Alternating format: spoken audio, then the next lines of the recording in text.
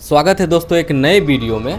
और इस वीडियो में हम बताएंगे कि यदि आपके भी एसी में C154 का एरर आ रहा है तो एक बार आप खुद से ट्राई करें, वो ठीक हो जाएगा, और नहीं तो आपको लंबा चौड़ा खर्चा हो सकता है। अब इसके क्या सब संभावनाएं हैं जिससे कि C154 दिखाता है और कैसे आप इसे रिसॉल्व करेंगे, वो सारा चीज़ इस वीडियो में मिलेगा। चैनल ज़रूर सब्सक्राइब कर लीजिएगा ताकि इस तरह का वीडियो आप आगे भी देखते रहें।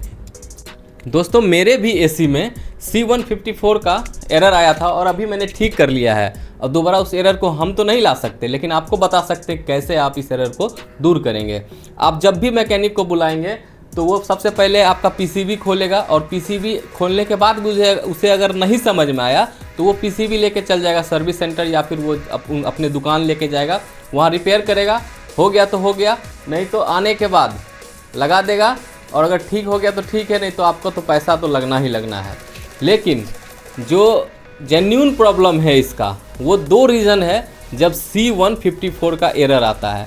तो सबसे पहला जो एरर है वो आता है वोल्टेज इशू का, यानी 50% ये चांस है कि ओवर वोल्टेज कटअप के कारण आपका जो C154 है वो दिखा रहा है। और दूसरा आता है इसका ब्लोअर। दोस्तों अंदर जो ब्लोअर लगा हुआ है आप देख सकते हैं, कभी कभी अगर वो जैम हो जाए या फिर जो है उस ब्लोअर का फैन ख़राब हो जाए, मोटर ख़राब हो जाए, तब भी जो है ये एरर आता है। तो हो सकता है कि ये प्रॉब्लम हो। बट मेरे साथ जो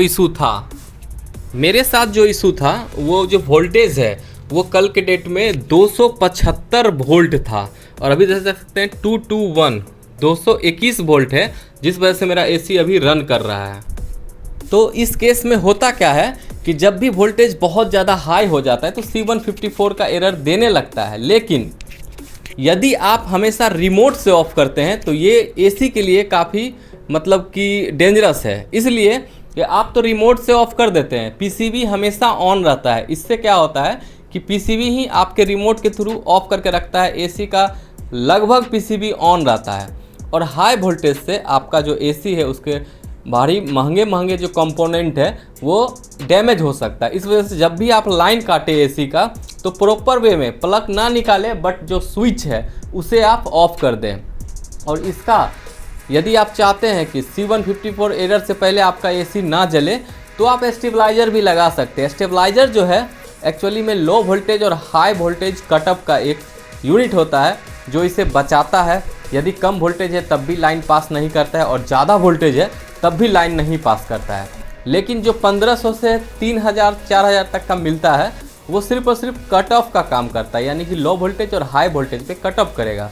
लेकिन कुछ ऐसे स्टेबलाइजर भी आते हैं जो हाई वोल्टेज को कम करके आपके एसी के लिए बना सके, या फिर लो वोल्टेज को ज़्यादा करके, यानी कि स्टेप अप और स्टेप डाउन दोनों स्टेबलाइजर भी मिलता है। वो थोड़े महंगे आते हैं 6 से 7 हज़ार में। तो मैं ये कहना चाहता हूँ कि C154, अगर आपको C154 का एरर मिल रहा है तो सबसे पहले तो आप पावर का लाइन जो है काट दें, क्योंकि ये हाई वोल्टेज के कारण होता है। तो यदि आपके जो एसी है उसमें स्टेबलाइजर नहीं है तो हो सकता है कि आपका एसी डैमेज हो जाए। इस वजह से आप जो है हमेशा लाइन काट के रहें अगर C154 का एरर आ रहा है तो।